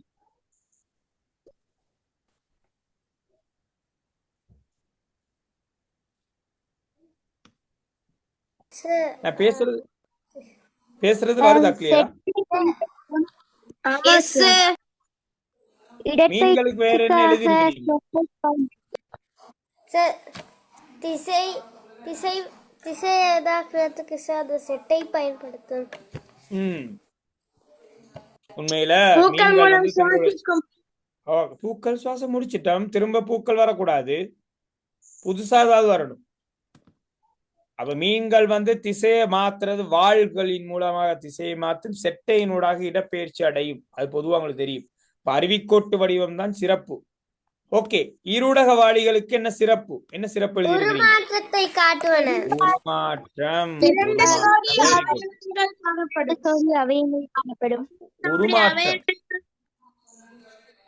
உருமாற்றம் காட்டும். சுரப்பி காணப்படக்கூடிய தோல் இருக்கு. சுரப்பிகளை கொண்ட தோல், அதான் உடலை தொட்டா வலுவலுன்னு இருக்கும். அவயவம் உண்டு. அவயவம் உண்டு. அவயவம்னா கை கால். எங்களுக்கு போல பாருங்க, தவளை உட்கார்ந்து இருக்கக்குள்ள கையும் இருக்கும் காலும் இருக்கும், அதான் சோடியான அவயவம். உருமாற்றம் என்றா என்னன்னு கேட்டீங்கன்னா, தவளை போய் தண்ணியில முட்டை போடும், முட்டையிலிருந்து தவளை வராது ஒரு நாளும், வாட்பேய் தான் வரும். நாங்க அந்த வாட்பேய மீன் என்று நினைச்சிட்டு இருப்போம். ஆனால் அந்த கருப்பு நிற பகுதி, அதுக்கு பேர் மீன் அல்ல, வாட்பேய். அது யாரோட பிள்ளை? தவளையின் பிள்ளை. அந்த வாட்பேய் வளர்ந்து வளர்ந்து வளர்ந்து கொஞ்சம் பெரிதான பிற்பாடு வால் இல்லாமல் போய் கால் வந்துடும், பிறகு தவளையா ஓடிடும். இதான் உருமாற்றம். இந்த உருமாற்றத்தை பத்தி பின்னாடி நல்ல டீட்டெயிலான பாடம். எஸ் பவன். நான் வாட்பேய் வச்சிருந்தேன் சார். கவனமா வச்சிருங்க பவன். பிடிச்சு என்ன செஞ்சீங்க? வாட்பேய் புடிச்சு வச்சு ஒரு 3-4 நாள்ல சார் அது அந்த அது விட்டு அந்த பின்னுக்கு வால் இருக்கே சார், வால்ல இருந்து கொஞ்சம் முன்னுக்கு ஒரு சின்ன செதில் மாதிரி சின்ன சின்னதா குட்டி குட்டியா வளர்ந்து இருந்துச்சு சார். அதுக்கப்புறம் இன்னும் 2-3 நாள் கழிச்சு அதுல வந்து விரல் வந்துச்சு சார். விரல் வந்தோட்டியும் ஒரு 1.5 கிழமை கழிச்சோட்டியும் அந்த வாலெல்லாம் இல்லாம போயிட்டு தேவை குட்டி சைஸுக்கு வந்துச்சு சார். அடுத்த நாள் தவளைய காணோம் சார். ஐயோ பவன் வீடியோ எடுத்திருக்காமே பவன் சார் அப்படி வேலை எது செஞ்சீங்கடா டெய்லி ஒரு போட்டோ சரி எடுத்து வைங்க போன்ல அப்பாட போனை வாங்கி. Okay sir. அநியாயம் தானே எவ்வளவு பெரிய வேலை செஞ்சிருக்கிறீங்க ஆனா ஒரு போட்டோன்னு எடுத்துக்காம ஒரு போட்டோ அடிச்சு கொள்ளலாம் அல்லது ஒரு வீடியோ பண்ணி கொள்ளலாம். சரியா நல்ல விஷயம் பவன் சொன்னது விளங்கி இருக்கும். அதான் உருமாற்றம். பவன் கேட்டீங்க இத்தியோபிஸும் அப்படிதான். இத்தியோபிஸும் போய் நீர்ல முட்டையிட்ட பிற்பாடு அந்த முட்டையில இருந்து சின்ன புழு மாதிரி ஒன்று வரும். அந்த புழு பிறகு உருமாற்றத்துக்கு உட்பட்டு தான் இத்தியோபிஸா மாறும். இத்தியோபிஸ் பார்க்க சாரி பாம்பு மாதிரி தான் இருக்கும். பாம்பு மாதிரி இருக்குங்கிறதுக்காக பாம்பு நாங்க எடுக்காது. பாம்பு உண்ட உடல் மாதிரியான சின்ன விஷம் கொண்டதா சார்? இல்ல இல்ல இத்தியோபிஸ் விஷம் இல்ல. அப்ப சார் சலமாந்தர் கிட்டத்தட்ட பள்ளி மாதிரி இருக்கும். சரியா இன்னொன்னு இத்தியோபிஸ் எங்கட பவன் கிட்டத்தட்ட ஒரு இந்த அளவு நீளம் ஒரு இந்த அளவுக்கு ஒரு நீளமா இருக்கும். இந்த சைஸ் ஒரு உங்களோட பெரிய ஃபுட்ரூல் இருக்குல்ல அந்த நீளமான ஃபுட்ரூல் அளவுக்கு இருக்கலாம். அவ்வளவுதான் அதோட சைஸ் வந்து இந்த சைஸா இருக்கலாம். பாம்பு மாய்க்கு அந்த மண்ணுல திரியிற பாம்பு அளவுக்கு இருக்கும். அது அவ்வளவுதான் இத்தியோபிஸ். ஓகே சோ அடுத்து பார்த்தோம்டா உருமாற்றத்தை காட்டும் சுரப்பி கொண்ட அவயவம் கொண்டிருக்கு. ரைட். நகருயிர்கள் பாத்தீங்கன்னா அப்படியே நகருயிர்கள் என்ன விசேஷத்துவம் எழுதியிருக்கிறீங்க நகருயிர்களுக்கு? உலர்ந்த தோல் தோல் சுரப்பிகளை அற்றது. சுவாச பைகள் மூலம் சுவாசிக்கும் சார். சுரப்பி இல்லை தோல்ல சுரப்பி இல்லை. உலர்ந்த தோல் பாத்தீங்கன்னா பாம்பை தொட்டு பாத்தீங்கன்னா ஒரு கரடு முரடா இருக்கும்.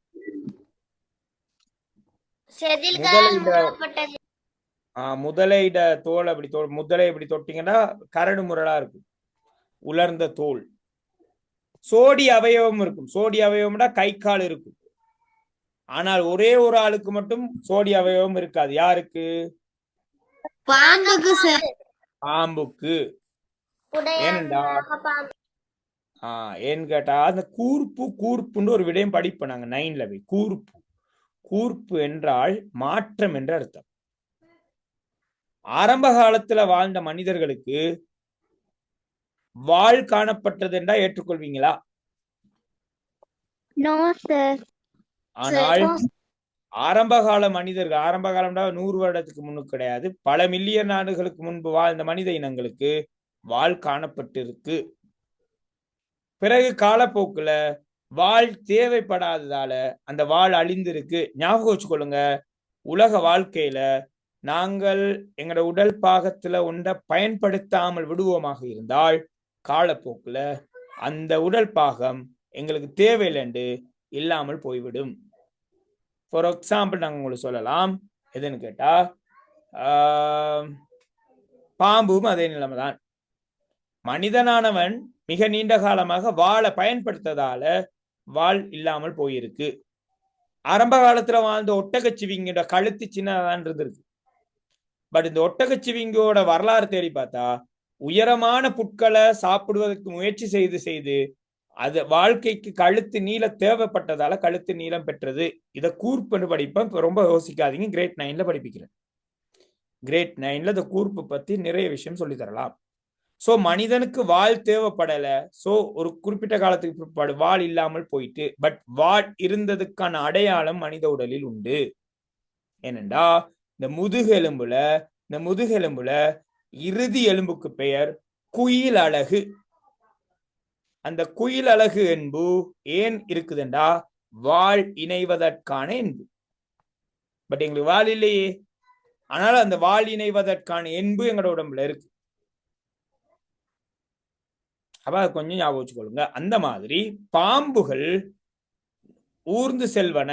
எனவே அவற்றிற்கு கால்கள் அவயவங்கள் தேவைப்படல. காலப்போக்குல இல்லாமல் போயிட்டு ஆரம்பத்துல பல மில்லியன் ஆண்டுகளுக்கு முன்பு வாழ்ந்த பாம்புகளுக்கு சோடியான அவயவங்கள் இருந்திருக்கு. நான் உங்களுக்கு அந்த பாடம் படிப்பிக்க நான் வரையில, உங்களுக்கு நான் அந்த பாடம் படிப்பிக்க நிறைய வீடியோஸ் காட்டுவேன். சரி, அது நல்ல இன்ட்ரெஸ்டான ஒரு பாடம். 9ல தான் உண்மையில அது இருக்கு. இருந்தாலும் இப்ப சொல்லணும்னு தோணுதா சொன்னேன். ஓகே, சாத்விக எதற்க வராங்க. பாம்புக்கு கால் இருந்ததுன்னு சொன்னா மட்டத்தளிக்கு இருக்கிற மாதிரியா சார்? நிறைய கால் இருக்கும். இல்லம்மா, இல்ல. 4 கால்கள், சாரி 2 கைகள் 2 கால்கள். கை கால் என்று சொல்றது இல்ல, அவயவங்கள்.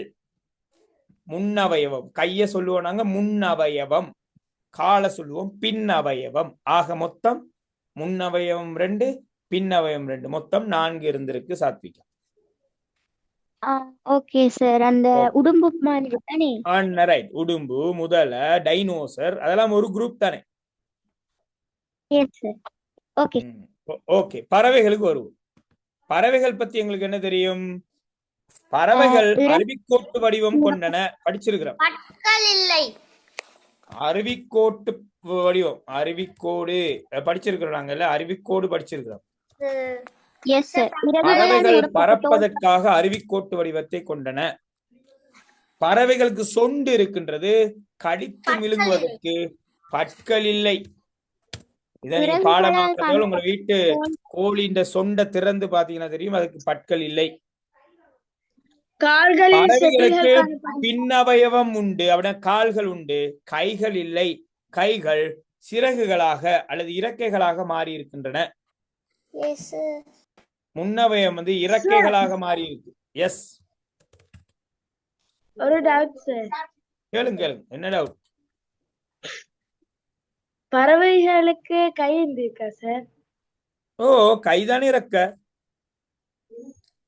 Okay sir. கைதான் ரெக்கையா இருக்கு போ அதுக்கு. அதே மாதிரி வேற விஷயங்கள் பெருசா பாக்குறதுக்கு இல்ல. பறவைகள் அருவிக்கோட்டு வடிவம் கொண்டன. பறப்பதற்கு இலகு. அருவிக்கோடு பத்தி படிச்சிருக்கிறோம். முன்னாடி உள்ளது கூம்பி இருக்கும், பறக்கிறதுக்கு இலகு. சொண்டு இருக்கு, சொண்டுக்குள்ள பல்லு இல்லை. ஏன்னா பறவைகள் எதையும் மென்று விழுங்காது, பார்த்திருப்பீங்க.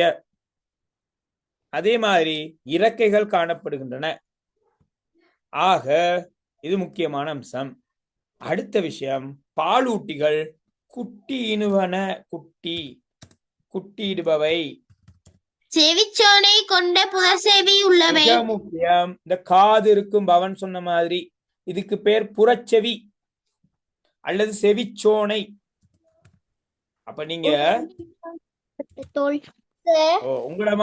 உங்கள மாதிரி வயசுல இருக்கிற நேரம் எனக்கெல்லாம் இந்த மிகப்பெரிய டவுட் ஒன்று வரும். சரி, உங்களை வயசுல உங்களோட பெரிய ஆளா இருக்க ஒரு பெரிய சந்தேகம் வரும். என்னன்னு கேட்டீங்கன்னா, இந்த பேர் என்ன, எலி குட்டி போடுமா முட்டை போடுமாங்கிற டவுட் எனக்கு டவுட். இப்ப நானும் தெரியும், குட்டி போடுமா முட்டை இடுமா? ஏன்டா சொல்லுவாங்க எலி குஞ்சின்னு தானே சொல்லுவாங்க.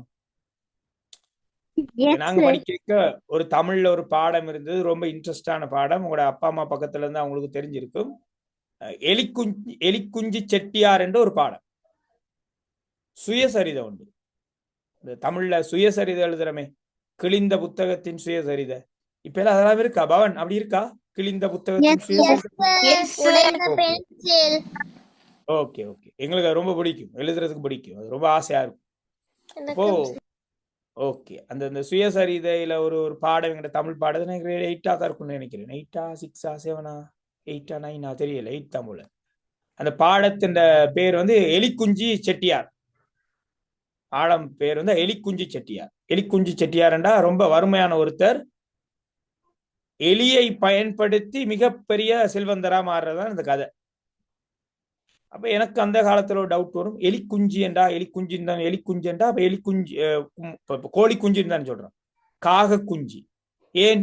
முட்டை இட்டு முட்டையை பொறித்து குஞ்சு பொறிக்கின்றன தான் நாங்க சொல்றோம். அப்ப குஞ்சுகள் வெளியே வருது. அப்ப டவுட் ஒன்று வரும், அப்ப எலி குஞ்சு என்றா எலி முட்டை போடுமான்ட்டு. மிகப்பெரிய மிக நீண்ட காலம் இந்த சந்தேகம் எனக்கு நிலவி இருக்கு. அப்போ இந்த காது இருக்குதுன்னு வைங்க வெளியில, அணிலும் அப்படிதான். அணில் பிள்ளை, அணில் குஞ்செல்லாம் சொல்லுவாங்க. காது வெளியில தெரிஞ்சா இதுக்கு பேர் புறச்செவி அல்லது செவிச்சோனை. இந்த காது வெளியில தெரிஞ்சா அது கட்டாயம் குட்டி போடுறதாக இருக்கும். அப்போ இந்த மாதிரி காது அழகா எலிக்கு இருக்குமே, எங்கட அணிலுக்கு இருக்குமே, வௌவாலுக்கு இருக்குமே. ஆக இந்த காதை வைத்துக் கொண்டு நாங்க கண்டுபிடிக்கலாம். ரைட், அவர் குட்டி என்பவர். இது நான் மிக நீண்ட காலத்துக்கு பிற்பாடு தெரிஞ்சு கொண்டது. உங்களுக்கு ஆல்ரெடி தெரிஞ்சிருக்கு, நீங்களாம் கிளவரான ஆக்கள் தானே. ஓகே, ஆக புறச்செவி வெளியில இருக்கும், குட்டிட்டு பாலூட்டும், தோலில் சுரப்பிகள் காணப்படும். பறவைகள் வந்துக்கு சொண்டுலையா சார் அந்த மூக்கு துவாரம் இருக்குது சார்? கட்டாயம். சொண்டுக்கும் சொண்டு இப்படி இருக்க இந்த இடத்துல மூக்கு துவாரம் இருக்கும். உங்களோட கோழியை பிடிச்சு பாருங்க மதுஜ. கிளி இருந்துச்சா சார்? அதுல பார்த்தேன் சார். கிளியில பாக்கலாம். கிளி பாவம், கிளியை விட்டுருங்க. உங்களோட வீட்டுல கோழி இருக்குமே, சேவல் இருக்கும், அதை பிடிச்சு பாருங்க சார். அது பறந்துருச்சு சார். ஓகே, அதை விட்டுருங்க பாவம். ஏன் அதை அடைச்சு போடுவானே, அதை விட்டுருங்க. சுதந்திரமா தெரியாது பாவம். மனிதன் பாலூட்டிகளின் தோலில் சுரப்பிகள் காணப்படும். அதே மாதிரி உரோமங்களால் போர்க்கப்பட்ட தோல். அப்படின்ற உரோமம் என்றா உடல் முழுக்க மயிர்கள் காணப்படும், அதான் உரோமம். மனிதனுக்கு மட்டும் உடல் முழுக்க இருக்கிற மயிரின் அளவு குறைஞ்சிருக்கு. காரணம் கூர்ப்பு. ஆரம்பத்துல வாழ்ந்த மனிதனுக்கு உடம்புல உரோமம் அதிகமா இருந்தது, இப்ப வர வர குறையுது. சொல்லப்படுது இன்னும் ஒரு டால்பினுக்கும் உரோமங்கள் காணப்படுமா சார்? கட்டாயம் இருக்கணும். ஆனால் அந்த உரோமத்தோட அளவு குறைவா இருக்கலாம். எங்கட அம்மார் இப்ப சிங்கத்தண்ட உடம்புல நிறைய உரோமம் மயிர் இருக்கு. எங்கட உடம்புல பாருங்க, இங்க பாருங்க, ரொம்ப குறைவு. காலப்போக்கில் குறைஞ்சிருக்கு. சொல்லப்படுது இன்னும் ஒரு 1000 வருடத்துக்கு பிற்பாடு மனிதனுக்கு தலையில கூட மயிர் இருக்காது, மொட்டை தலையாதான் தெரியும். நாங்க தெரிய மாட்டோம். அதான் கூர்ப்பு. நான் கூர்ப்பு பத்தி நான் 9ல படிப்பிக்கிறேன் உங்களுக்கு. சொல்லப்படுது எதிர்காலத்துல மனிதன் என்ற சைஸ் முயலின் சைஸுக்கு மாறிடுமா. ஓகே, அது வேணாம், அந்த பாடத்துக்குள்ள போனா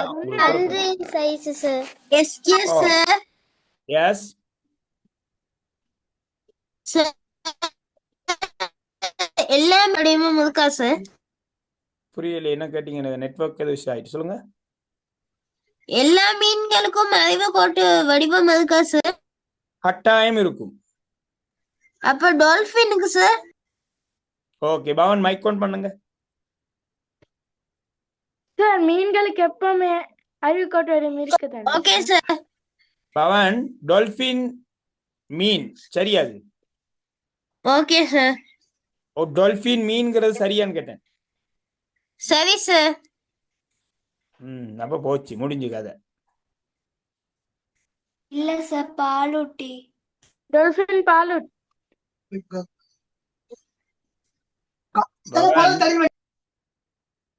அதான் என்னன்னு கேட்டா சந்தேகம் வரும், எல்லாருக்கும் சந்தேகம் வரும். அதான் நான் பாருங்க வேறு அனாவசியமான உதாரணம் போடல, இந்த டொல்பினையும் திமிங்கிலத்தையும் போட்டு விட்டேன். ஏன் தெரியுமா? அது சந்தேகம் நார்மலா வரும். டொல்பின் மீன் தானே, நாங்க அப்படித்தானே பழகிருக்கோம். டொல்பின் மீன், டொல்பின் மீன் என்று தான் நாங்க பழகிருக்கோம், அது பிள்ளை கிடையாது. ஆனால் டொல்பின் மீன் அல்ல. டொல்பின் ஒரு நீரில் வாழும் பாலூட்டி. பவன், டொல்பின் மீன் அல்ல. மீன்கள் எல்லாம் முட்டையிட்டு குஞ்சு பறிக்கும், பூக்கள் மூலம் சுவாசிக்கும். ஆனால் டொல்பின் குட்டியிடும், பூக்கள்ல சுவாசிக்காது, எங்களை போல நுரையீரலில் சுவாசிக்கும். டொல்பின் தண்ணிக்குள்ள இருந்தா செத்து போகும். ஏற்றுக்கொள்வீங்களா? எஸ் சார், ஏற்றுக்கொள்றேன். அப்ப அதுக்கு எப்படி சார் ஆக்சிஜன் கிடைக்குது? மேற்பரப்புல தாவி தாவி இருக்குது சார். டால்பின் நீங்க பாத்தீங்கன்னா 24 hours 24 மணித்தியாலமும் தாவிக்கொண்டேதான் இருக்கும், தண்ணிக்கு வெளியில குதிச்சு கொண்டேதான் இருக்கும். நிறைய பேர் நினைப்பாங்க குதிச்சு போகுதுன்னு நினைப்பாங்க, கிடையாது. ஏன் குதிக்குதுண்டா? வெளியில மூச்சு எடுத்துட்டு போகுது. அம்மா சொல்லுங்க.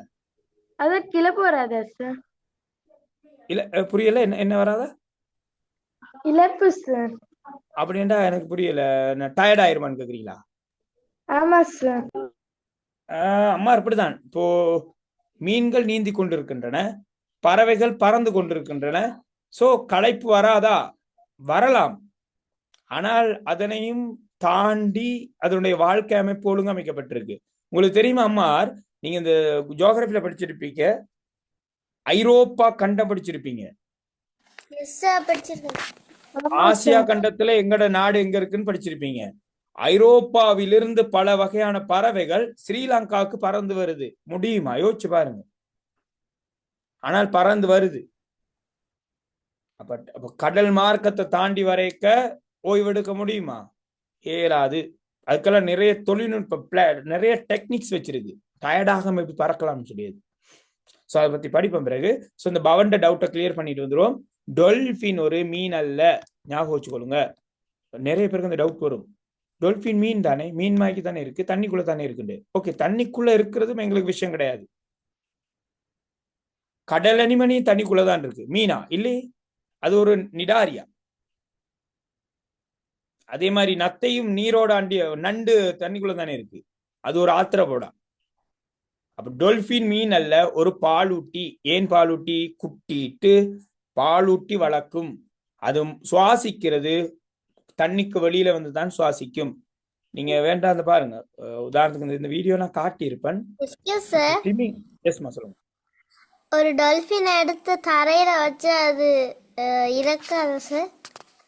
டொல்பின் என்ன பிரச்சனைன்னு கேட்டா, டொல்பினுக்கு வந்து தலை தண்ணிக்கு வெளியில இருந்தா ஓகே, பிரச்சனை இல்லை, நல்லா சந்தோஷமா இருக்கும். ஆனால் அதுல உடல் வந்து தண்ணிக்கு வெளியில இருக்கிறதுல கொஞ்சம் பிரச்சனை இருக்கு. என்னன்னு கேட்டா, இப்போ டொல்பினுக்கு எங்களுக்கு மாதிரி கை கால் எல்லாம் இல்லையே எழுந்து நிக்க. அப்ப தரையில அதோட உடல் வந்து இருக்கிறது கொஞ்சம் கஷ்டம். சரியா? எங்கட மதுஜனா கேட்டீங்க. ஆகையால தரையில அதுக்கு வாழ்றது கஷ்டம். தண்ணி தான் அதோட வாழ்க்கைக்கு சரியானது. ஆனால் சுவாசிக்க வெளியில காத்துக்குள்ள வரணும். ஓகேவா? Okay sir. பாரன் ஸ்டக் ஆயிட்டா.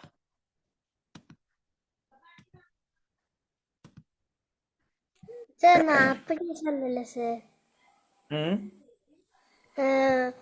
ஒரு டால்பினை சார் ஒரு ஸ்விம்மிங் பூல்ல சும்மா அப்படி வச்சா சார் அது ஏழுமா சார்? இருக்கு. புரியல. டால்பினை வந்து ஸ்விம்மிங் பூல்ல தண்ணி இல்லாம வச்சாவா?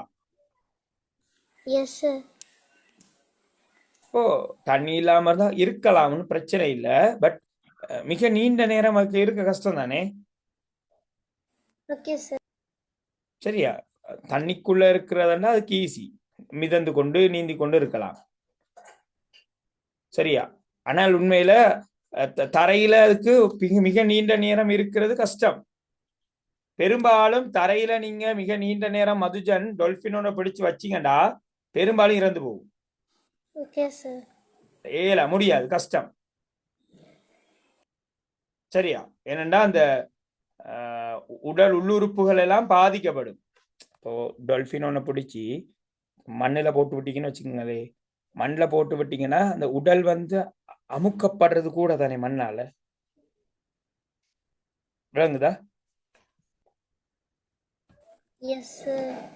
ஓ, டொல்பினை பிடிச்சி மண்ணில் வச்சிங்கடா, இப்ப நாங்க மண்ணில் படுத்தோம்னா நெஞ்செல்லாம் அமுக்குப்படும் தானே. எங்கட உடல் வந்து அந்த மண், இப்போ நாங்க பெட்ல படுத்திருக்கிறோம், பெட்ல கட்டில படுத்திருக்கோம், எங்கட உடம்பு அழுத்தப்படுது. ஸோ அந்த அழுத்தத்தை தாங்கக்கூடிய வல்லமை எங்க கிட்ட இருக்கு. பட் டொல்பினுக்கு அப்படி இல்லை.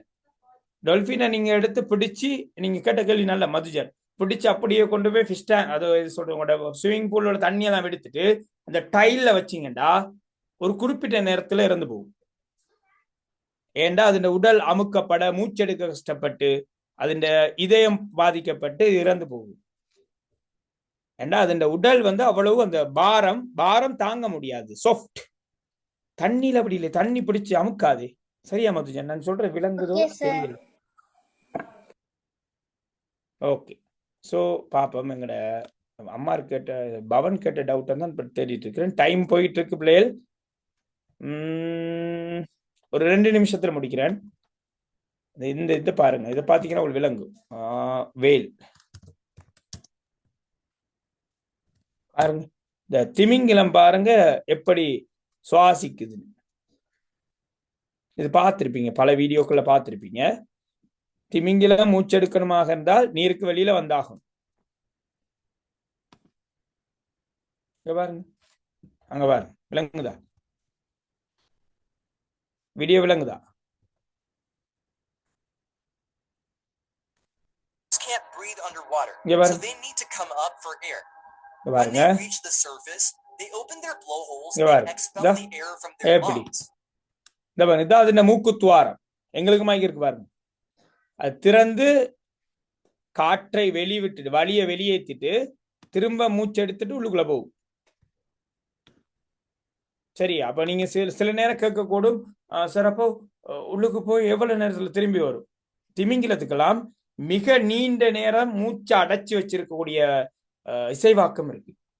மிக நீண்ட நேரம் வச்சுக்கொள்ளலாம் மூச்சு. ஒன்னோட எங்கடா மூச்சு பாருங்க, ஒரு சின்ன டைம் தான், ஒரு சின்ன டைம். அநேகமா நிமிஷத்துக்கு ஒரு 20 மூச்சு நாங்க எடுப்போமா இருக்கும், பெரும்பாலும் 20-25 மூச்சு எடுப்போமா இருக்கும். திமிங்கிலம் அப்படி இல்லை, மணித்தியால கணத்துக்கு ஒரு மூச்சு எடுத்தால் போதும். ஏண்டா அது ஒரு மூச்சில நிறைய வலி உள்ள எடுத்துக்கொள்ளும். ஓகே, சாரி பிள்ளைகள், இன்றைக்கு கொஞ்சம் டிலே, உண்மையில வருத்தம் தான் எனக்கு. என்னடா அந்த 6க்கு ஸ்டார்ட் பண்ணணும் எங்களோட கிளாஸஸை. அன்றைக்கு 6:30 பாருங்க, இப்போ 7:50 ஆகுது. படிப்பிக்கலாம், பிரச்சனை இல்லை. நீங்க கிரேட் 8 ஆக்கள் ரொம்ப நல்ல. நீங்க கிரேட் 8-9 எனக்கு ரொம்பவே சப்போர்ட் பண்றக்கூடிய க்ரௌட். 6 to 9 பெரும்பாலும் நிறைய கேள்வி கேட்பீங்க, நிறைய விஷயங்களை கற்றுக்கொள்வதற்கு ஆர்வமான பிள்ளைகள். பட் எனக்கு இன்றைக்கு ஒரு எக்ஸ்கியூஸ் தாங்க. இரண்டாவது ஓலைவல் மாணவர்களுடன் இருந்த சில செயற்பாடுகள் காரணமாக தான் எனக்கு இன்றைக்கு சரியா ப்ராப்பரான டைமுக்கு ஸ்டார்ட் பண்ணிக்க முடியாம போயிட்டு. ஸோ கட்டாயம் இனி இந்த ப்ராப்ளம் இருக்காது. இனி அடுத்த கிளாஸ்ல இந்த பாடம் முடிச்சு போட்டு நான் ஃபர்ஸ்ட்ல இருந்து ஒரு சின்ன ரிவைஸ் தந்துடுறேன். அடுத்த கிளாஸ் முதல் 2 யூனிட்டையும் முழுக்க ஒரு ரிவிஷனோட செய்து விட்டுட்டு 3ஆவதுக்கு போகும். என்ன மாதிரி ஸ்கூல்ல என்ன மாதிரி எந்த அளவு போயிட்டு இருக்கோம் தெரியல எனக்கு சரியா, கொஞ்சம் சொல்லுங்க. இது 3ஆம் பாடம் சார். ஓகே, 3ஆவது.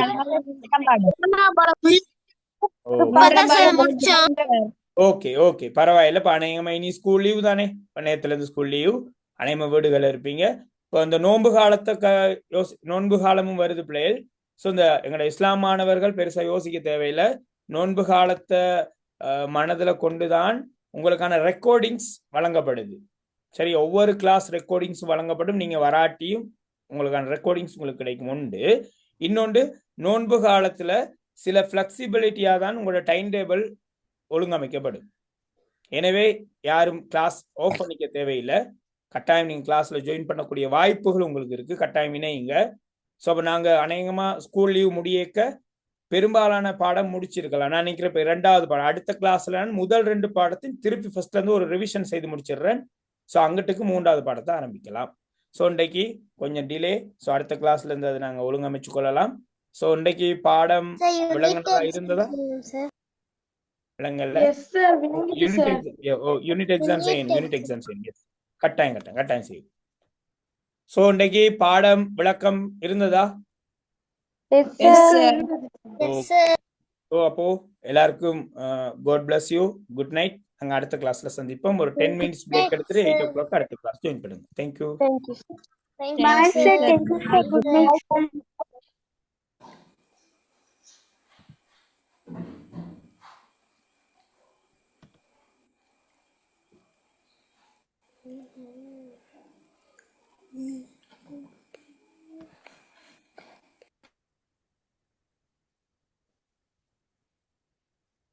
மதுஜன் கிளாஸை எண்ட் பண்ணீங்கன்னா சரி.